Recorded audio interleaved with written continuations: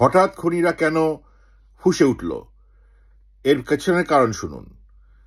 লন্ডনে যখন তারেক রহমান এবং ডক্টর ইউনূসের যৌথ মিটিং হলো এবং সেই মিটিংটা ছিল একান্তভাবে ডক্টর ইউনূস এবং তারেক রহমানের, এখানে তৃতীয় কোনো ব্যক্তি উপস্থিত ছিল না। যারা অপরাধী, যারা বদমায়েশ, তারা হলো আতঙ্কিত। বিনা ভোটে যারা ক্ষমতা দখল করে রাখতে চায় তারা উঠল আটকে।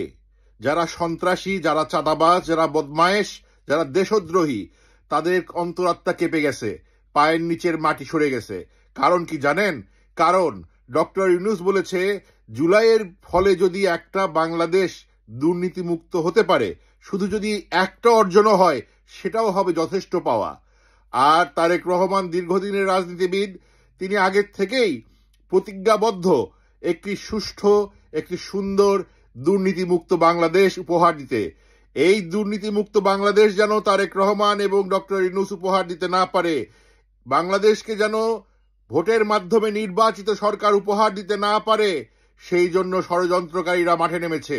আপনাদেরকে হুঁশিয়ার থাকতে হবে, আপনাদেরকে স্থির থাকতে হবে, আপনাদেরকে থাকতে হবে সত্য এবং ন্যায়ের পক্ষে।